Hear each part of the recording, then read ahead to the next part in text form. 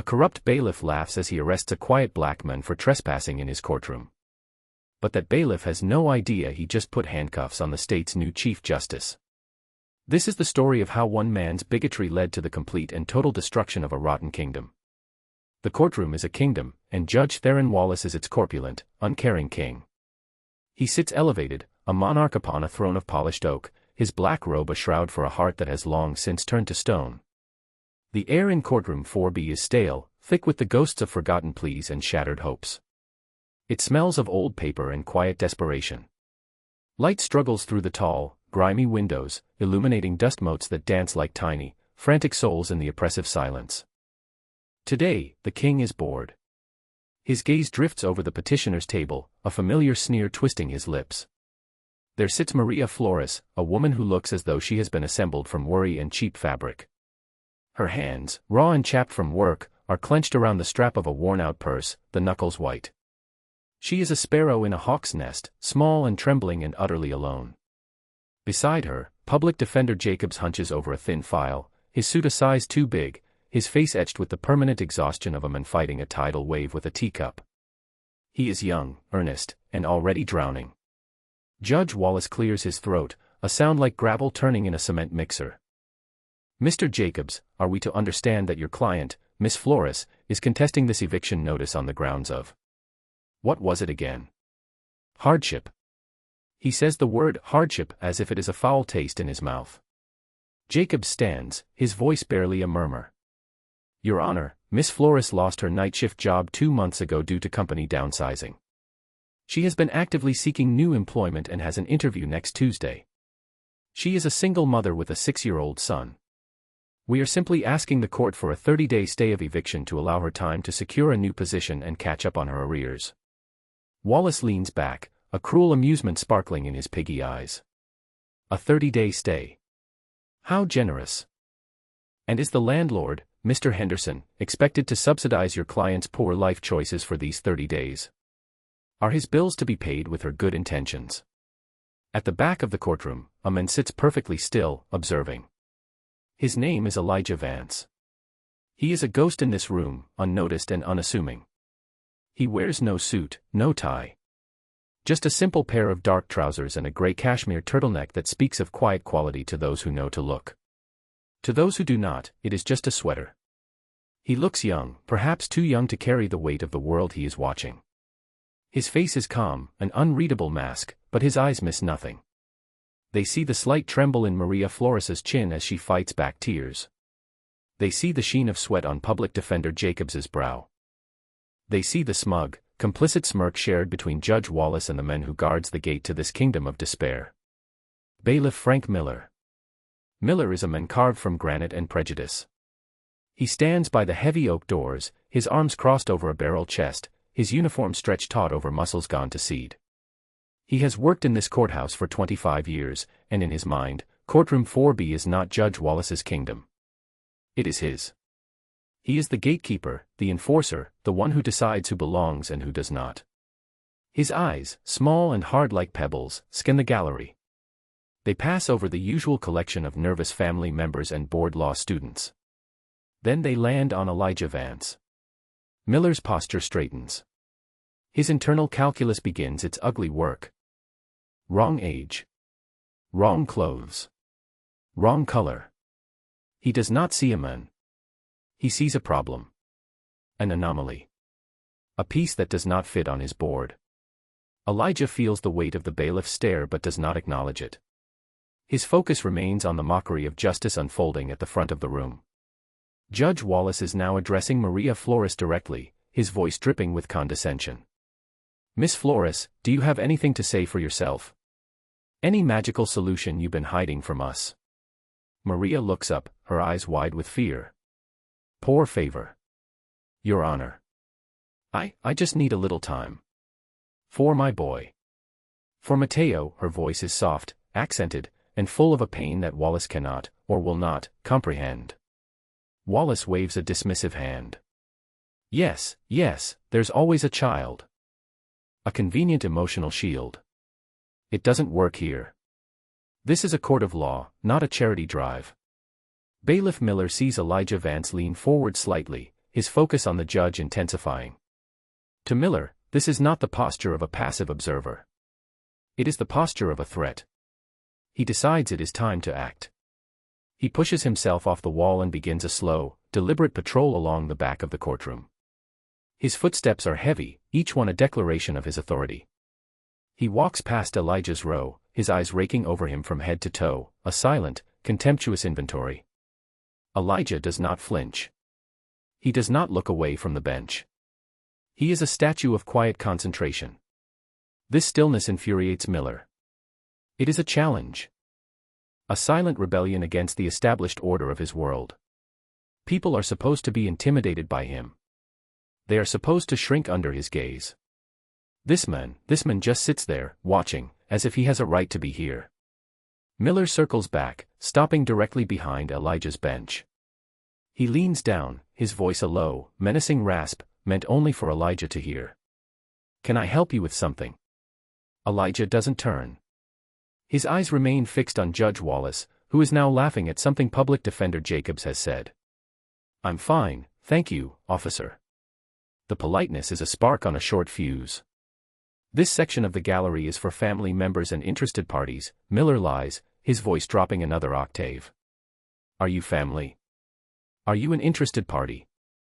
"I am an interested party," Elijah replies, his tone even and calm. "Interested in what?" Miller presses, his breath sour with the coffee he had this morning. "This isn't a movie theater. If you don't have business here, you need to leave." At the front of the room, the situation deteriorates. "Your Honor, I must object to your characterization of my client," Jacobs says, his voice shaking with a mixture of fear and righteous anger. Wallace's eyes flash with fury. "Objection. You object. On what grounds, Mr. Jacobs?" "That I've hurt your client's delicate feelings." Objection overruled. "And I'm warning you, you are skating on very thin ice. One more word out of you, and I'll hold you in contempt." The threat hangs in the air, a guillotine over Jacobs's career. He deflates, slumping back into his chair, defeated. Maria Flores begins to cry, silent tears tracking paths through the cheap foundation on her cheeks. Wallace sees it and pounces. "And you? Crying is not a legal argument, madam. It is a manipulation. One more tear, and I will add a contempt charge for you as well. Perhaps a night in a holding cell will remind you of the importance of decorum." The cruelty is breathtaking. It is a spectacle of power for its own sake. This is the moment Elijah Vance has been waiting for. Not the one he wanted, but the one he knew was coming. The moment the mask of judicial impartiality slips away completely, revealing the rotten core beneath. He subtly reaches into his jacket pocket, his fingers finding the smooth, cool surface of his phone. Bailiff Miller sees the movement. In his prejudiced mind, a phone is a weapon. It is a recording device. It is evidence. "That's it," Miller hisses, his professional facade crumbling into raw aggression. "Show's over. Get up. You're leaving." He places a heavy hand on Elijah's shoulder. Elijah finally turns his head, his calm eyes meeting Miller's furious ones for the first time. "Officer, this is a public courtroom. I have every right to be here. Please remove your hand." The calm command is more enraging to Miller than any shout would have been. It is the calm of someone who believes they have power, and in Miller's world, this man has none. "You have the right to do what I tell you to do," Miller snarls, his grip tightening. "And I'm telling you to get your trespassing backside out of my courtroom. Now." He yanks Elijah by the shoulder, trying to pull him to his feet. The commotion finally draws the attention of Judge Wallace. He looks to the back of the room, annoyed by the distraction from his performance. He sees his loyal bailiff struggling with a black man in a sweater. His lips curl into a smirk. "Bailiff," Wallace booms, his voice echoing with false authority. "Is there a problem back there?" "Just taking out the trash, Your Honor," Miller grunts, pulling harder on Elijah's arm. Elijah stands, not because of Miller's force, but with a deliberate, controlled motion. He stands and faces the bailiff, his expression unreadable. "This is your final warning, officer," Elijah says, his voice low but carrying a new edge of steel. "Let go." Miller laughs. A short, ugly bark. Or what? You gonna lecture me? I don't think so. He reaches for his hip, his hand going for his handcuffs. You're not just trespassing anymore, pal. You're resisting. Judge Wallace leans forward, enjoying the show. Bailiff Miller, remove that vagrant from the premises. This is a place of law, not a homeless shelter. If he resists, you are authorized to use any means necessary. The words echo in the silent room. Any means necessary. It is a blank check for brutality.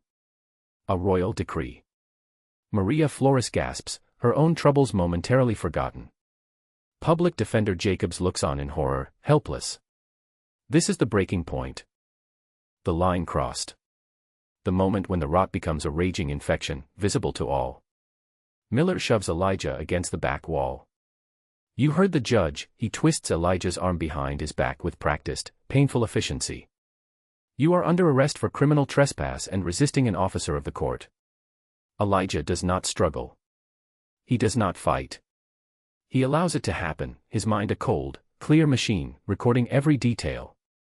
The smell of Miller's sweat. The pressure of his knee in his back. The sharp, metallic click of the first handcuff closing around his wrist. Click. The sound is unnaturally loud in the silent courtroom. It is the sound of a trap being sprung. Just as the second cuff is about to snap shut, a sound shatters the oppressive atmosphere. Boom. It is not a gunshot. It is not an explosion. It is the sound of the heavy, ornate courtroom doors being thrown open with such force that they slam against the marble walls of the hallway. The sound reverberates through the room like a thunderclap, a physical shockwave of sound. Every head snaps toward the entrance. Judge Wallace half rises from his chair, his face a mask of indignation. What in God's name is the meaning of this intrusion? Framed in the doorway are two figures who do not belong in this shabby kingdom. They are state troopers, their uniforms crisp and immaculate, their smoky bear hats pulled low, their faces impassive and hard. They stand at parade rest, flanking a woman who steps between them and into the courtroom. She is in her late 50s, with silver hair cut in a severe, no-nonsense bob. She wears a dark gray pantsuit that is clearly tailored, clearly expensive, and all business. She carries a simple leather folio under one arm. Her eyes, the color of a winter sky, sweep across the room, taking in the scene with an unnerving, analytical speed. She is a wolf who has just walked into a chicken coop. Bailiff Miller freezes, his hand still holding the second handcuff. He stares at the newcomers, his brain struggling to process this violation of his domain. The woman, Director Evans of the State Judicial Conduct Commission, ignores Judge Wallace completely. Her gaze locks onto the back of the room, onto the scene of Bailiff Miller pinning a handcuffed Elijah Vance against the wall. A flicker of something cold and dangerous passes through her eyes. She begins to walk forward, her heels clicking on the worn linoleum floor. Click. Click. Click. Each step is a hammer blow against the crumbling authority of Judge Wallace and Bailiff Miller. The two troopers fall in step behind her, their presence a silent, overwhelming threat. I demand to know who you are and what you are doing in my courtroom. Wallace bellows, his voice cracking with a hint of uncertainty. Director Evans still does not look at him. Her entire focus is on the man in the gray turtleneck. She stops a few feet away, her expression one of deep, professional concern mixed with a barely concealed fury. She speaks, and her voice is not loud, but it cuts through the tension like a surgeon's scalpel. It is clear, precise, and carries an authority that makes Judge Wallace's bellowing seem like the tantrum of a child. She addresses the men in cuffs. Chief Justice Vance. The words fall into the dead silence of the room. 4 words. And the world ends. For a moment, nothing happens. The words hang in the air, vibrating, seeming to seek purchase in the stunned minds of everyone present. Chief Justice Vance. Bailiff Miller's brain short-circuits. He hears the words, but they are gibberish. They don't compute. It's like trying to fit a square peg into a round hole. The man his knee is grinding into is a vagrant, a trespasser, a problem. He can't be. He looks from the severe woman to the men in his custody. He sees the calm, unblinking eyes of Elijah Vance watching him. And in those eyes, he sees not fear, not anger, but a profound and terrifying pity. The realization hits him. Not as a thought, but as a physical blow. It starts in his stomach, a sudden, icy plunge, and rockets up his spine, exploding in his skull. His face, flushed red with exertion and rage just a moment ago, drains of all color. He is suddenly, horribly, sheet white. His hands, which had been so strong, so sure in their application of force, begin to tremble violently. The handcuff still dangling from his fingers clatters against the one already locked on Elijah's wrist. He lets go of Elijah's arm as if it is white-hot iron. He stumbles back a step, his mouth opening and closing silently, like a fish gasping for air. At the bench, Judge Theron Wallace's sneer has frozen on his face. It is a grotesque death mask of arrogance. His mind, a sluggish instrument accustomed to slow-moving dockets and browbeaten defendants, races, trying to find an explanation, a mistake, a way out. Vance. The name is familiar. There was a memo.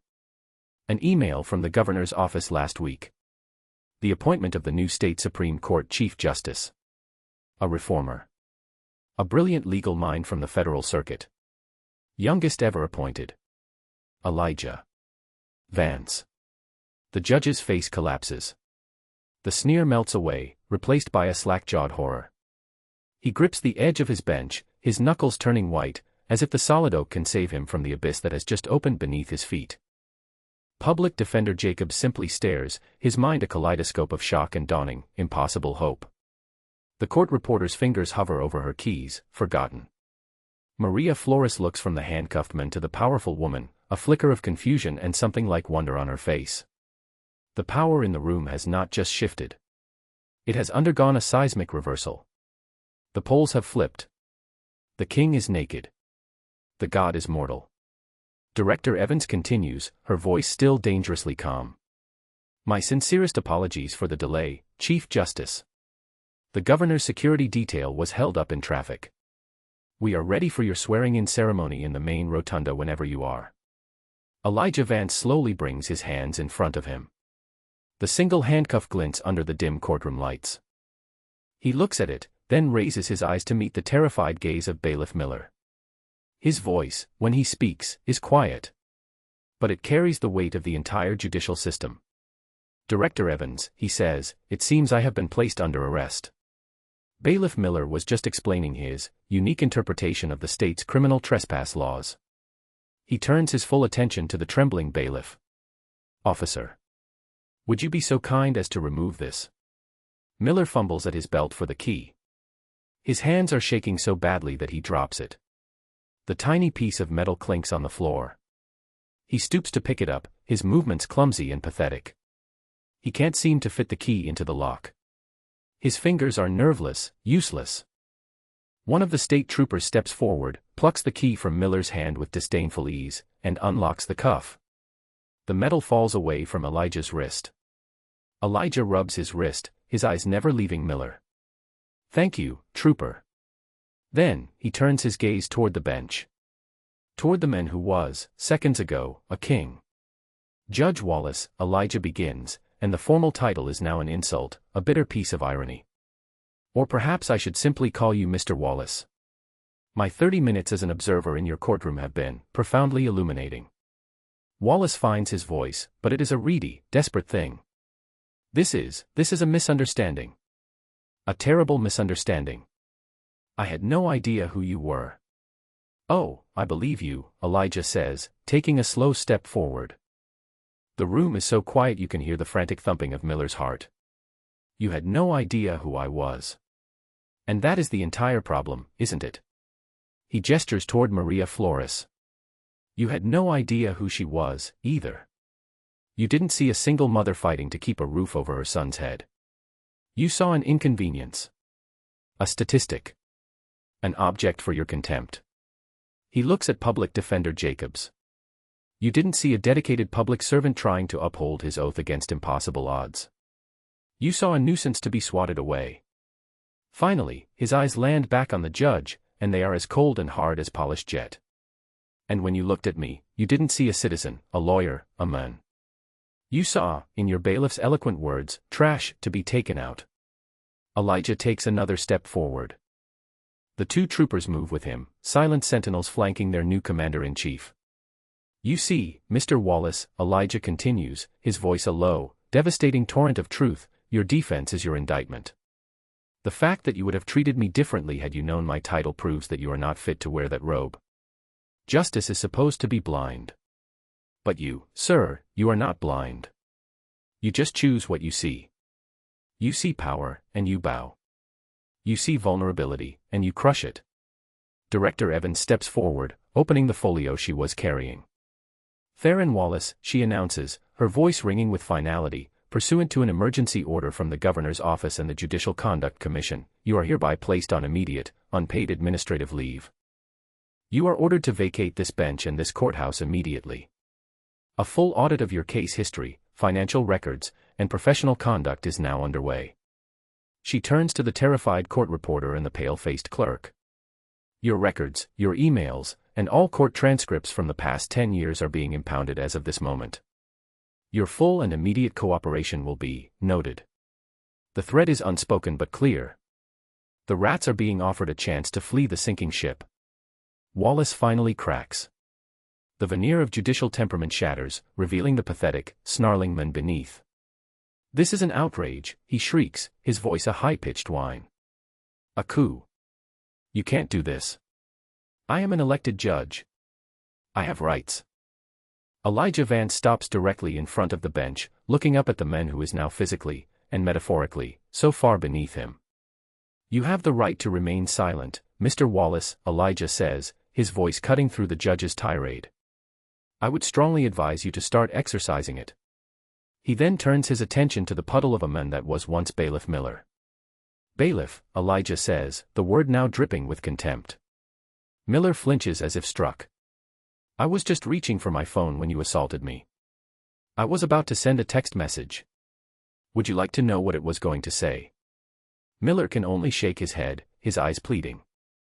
It was a message to Director Evans, Elijah says, telling her that I had seen enough, and that the cleanup of this courthouse needed to begin not next week, but today.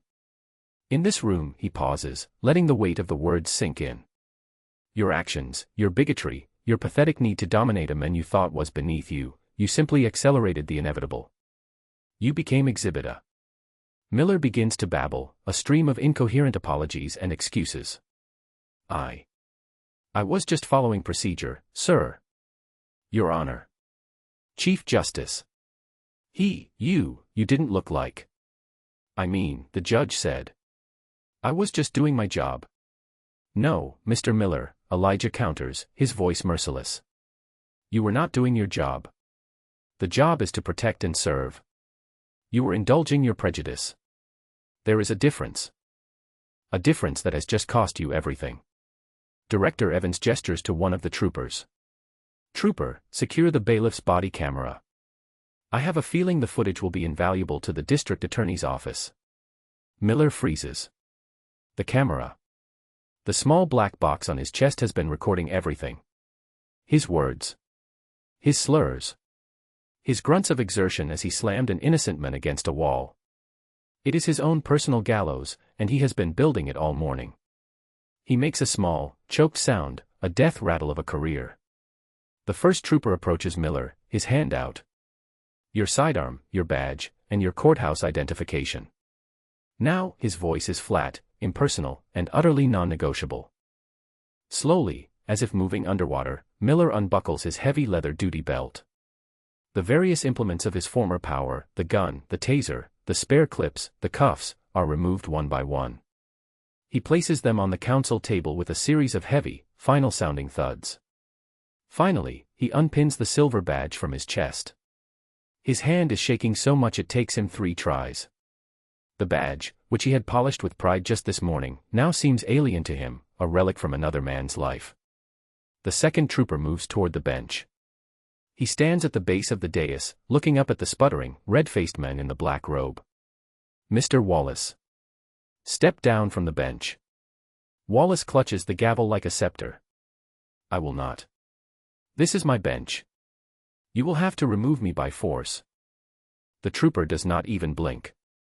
As you wish, sir, he puts one foot on the first step. The reality of the situation finally crashes down on Wallace. The utter futility of his resistance. The image of being dragged from his own bench by a state trooper. The humiliation. The end. Defeated, he lets go of the gavel. It rolls off the bench and hits the floor with a loud crack. The sound is like a bone breaking. Slowly, his movements stiff and arthritic, he stands. He fumbles with the zipper on his judicial robe. His fingers, usually so nimble as they signed orders and warrants, are now clumsy and useless. He cannot get the zipper down. With a final, frustrated sob, he rips the robe open, shrugging it off his shoulders. It falls in a black puddle at his feet. Without the robe, he is just a man. A portly, sweating, terrified man in a wrinkled white shirt and a stained tie. The illusion of his power is gone, stripped away in an instant, leaving only the pathetic reality. He shuffles down the steps of the dais, avoiding everyone's eyes, a king dethroned and exiled in his own courtroom. Elijah Vance watches the entire pathetic spectacle. He watches the bailiff stripped of his authority, the judge stripped of his dignity. He feels no joy. No triumph. Only a profound, weary sadness, and a cold, hard resolve. He walks over to the petitioner's table, where Maria Flores is watching with wide, disbelieving eyes. He stands before her, and for the first time, he offers her a small, gentle smile. "Miss Flores," he says softly. "My name is Elijah Vance. I am the new Chief Justice for this state. I am so very sorry for what you have endured today." She can only stare, speechless. "Your eviction case," he continues, "is hereby dismissed. With prejudice. Which means it can never be brought again." He turns to the now hopeful public defender Jacobs. "Mr. Jacobs, please see to it that all records of this proceeding are expunged. This woman's name will not be stained by this farce." Jacobs nods, his face a mixture of awe and relief. "Yes, sir. Chief Justice." "Absolutely." Elijah turns his attention back to the room at large. His voice rises, clear and strong, filling the space that was once filled with fear and injustice. It is not a voice of anger, but of purpose. It is the voice of a new era. "Let the word go forth from this time and this place," he declares, his gaze sweeping over the stunned faces in the gallery. "This house of justice has been unclean for far too long. The rot has been allowed to fester in the dark. But today, the light has been turned on." He looks at the empty judge's chair, a vacant throne. "This is day one. The cleaning begins now. From the foundation to the roof. There will be a reckoning. For everyone who has perverted their oath. For everyone who has used their power as a weapon against the weak. For everyone who has forgotten that the words carved above these doors, equal justice under law, are not a suggestion. They are a sacred promise." He pauses, his eyes finding the disgraced forms of Wallace and Miller, who are being escorted toward a side door by the troopers. "And for those who thought their power made them untouchable," he finishes, his voice dropping to a final, chilling whisper, "you are about to learn that no one is above the law. No 1 inch. The fallout is not a storm. It is a biblical flood. For Judge Theron Wallace, the descent is swift and brutal. His unpaid leave becomes a formal impeachment proceeding, a public spectacle where witness after witness comes forward with stories of his corruption, his bigotry, his casual cruelty. The court clerk, granted immunity, provides years of emails and back-channel communications that paint a damning portrait of a man who sold justice to the highest bidder and punished the poor for sport. The audit of his finances reveals a network of bribes and kickbacks disguised as consulting fees from slumlords and predatory businesses. He is impeached, unanimously. He is disbarred, his name physically stricken from the roll of attorneys. But it does not end there. Chief Justice Vance refers the entire case to the United States Department of Justice. Federal charges are brought for civil rights violations. Wallace, the man who once held the lives of others in his hands, now stands as a defendant in a courtroom far grander than his own. He is found guilty on all counts. The sentence is 25 years in a federal penitentiary. His pension is seized. His assets are frozen and liquidated, used to start a compensation fund for the victims of his corrupt reign. He is no longer Judge Wallace. He is inmate number 73402. For Bailiff Frank Miller, the karma is more direct, more personal. He is fired the same day, his dismissal letter citing gross misconduct, dereliction of duty, and conduct unbecoming an officer of the court. The body camera footage is released to the media. The entire state sees him manhandle and arrest their new Chief Justice. They hear his slurs. They witness his blind arrogance. He becomes a pariah. The district attorney, under intense pressure, charges him with assault, battery, unlawful detainment, and perjury for the false report he began to write before the troopers arrived. He pleads for mercy, but finds none. The system he so gleefully enforced now turns its cold, impartial gaze upon him. He is sentenced to 2 years in a state prison. In a twist of poetic irony, his first prison job assignment is on the sanitation crew, cleaning the very toilets in the wing that houses men he helped send there. He trades his uniform for a jumpsuit, his authority for a mop. The accomplices do not escape. The court clerk who enabled Wallace's tyranny is fired and faces charges for falsifying public records. In exchange for her testimony, she receives 5 years of probation and a lifetime ban from public service. Other court officers, bailiffs, and clerks who were part of Wallace's corrupt ecosystem are either fired or resign in disgrace as Vance's investigation spreads through the courthouse like wildfire. But for every villain who falls, a hero rises. Maria Flores becomes a symbol of the new era. The Victims of Wallace Fund pays off all her back rent and debts. It secures a new, safe apartment for her and her son, Mateo, in a good school district. But the assistance does not stop there. Inspired by her ordeal, she enrolls in a local community college to become a paralegal, her tuition paid for by a scholarship from the same fund. She wants to help others navigate the labyrinthine legal system that almost destroyed her. She discovers a strength she never knew she had. Public Defender David Jacobs is summoned to the Chief Justice's chambers a week after the incident. He expects a reprimand for his ineffectiveness. Instead, Elijah Vance offers him a job. Vance saw through the fear and recognized the fire of a true advocate. Jacobs is transferred from the overworked public defender's office to a newly formed public integrity unit, operating directly under the Chief Justice's authority. Mentored personally by Vance, he flourishes. He becomes a feared and respected litigator, a champion for the indigent, taking on the very kind of systemic corruption he once felt powerless against. The systemic change is the most profound legacy. Chief Justice Vance's Project Keystone is a top-to-bottom review of the entire state judiciary. It is a painful but necessary purge. Over the next 18 months, 13 other corrupt judges are removed from the bench. Mandatory, rigorous training on implicit bias and judicial ethics is implemented for every single employee of the court system, from judges to janitors. A special commission is formed to review thousands of cases presided over by Wallace and the other disgraced judges. Dozens of wrongful convictions are overturned. People who had lost all hope walk free from prison, their lives return to them. The courthouse that was once a place of fear begins its slow transformation into a genuine hall of justice. 2 years later. The air in courtroom 4B is different. The grimy windows have been professionally cleaned, and bright, clear sunlight now floods the room. The dark, imposing oak of the judge's bench has been refinished to a lighter, warmer tone. The worn-out linoleum has been replaced with clean, modern tile. The very atmosphere has been scrubbed clean of its former despair. A new judge sits on the bench. She is a black woman, her face intelligent and compassionate, her rulings delivered with a clarity and fairness that is still a novel experience for many who pass through these doors. In the gallery sits Maria Flores.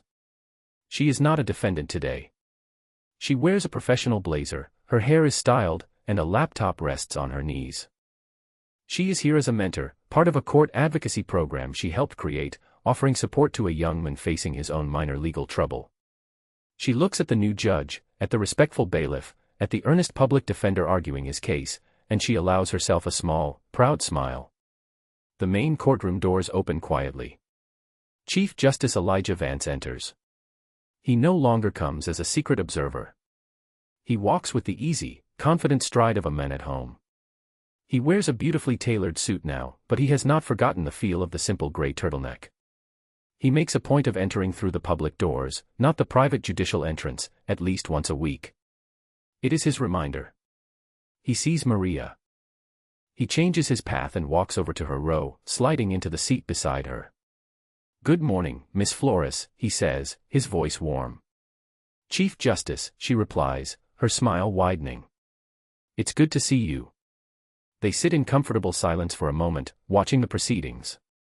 Justice, real justice, is happening before their eyes. It is slow, methodical, and profoundly decent. You've done so much, Maria says quietly, gesturing around the transformed room. This place, it breathes now. We did it, Elijah corrects her gently. It started with you. With your courage to stand there and endure. It reminded me what we were fighting for. He looks toward the bench, then at the faces in the gallery. It's a start. A long way to go, but it's a start. He stands up, preparing to leave. Keep up the incredible work, Maria. You are changing lives here every day. So are you, Justice Vance, she says. So are you. He nods, gives her one last smile, and walks toward the front of the courtroom, a quiet architect checking on the foundations of the new world he is building. The moral of this story is etched into the very walls of that renewed courtroom. It is a testament to the fact that arrogance is a poison, a rot that hollows out institutions and men from the inside, leaving nothing but a brittle, corrupt shell. It is a reminder that prejudice is the tool of the insecure, a way for small men to feel powerful by standing on the necks of others. But it is also a story of hope. It shows that one person, armed with quiet integrity and the hidden weight of authority, can be the antidote. They can be the surgeon who cuts out the cancer. Justice, when it has been long delayed and cruelly denied, does not always announce its arrival with a thunderous roar. Sometimes, it slips in unnoticed, wearing a simple sweater, waiting and watching. And sometimes, its work begins with the quiet, satisfying click of a key turning in a lock, unlocking not just a man's wrist, but the future of an entire system.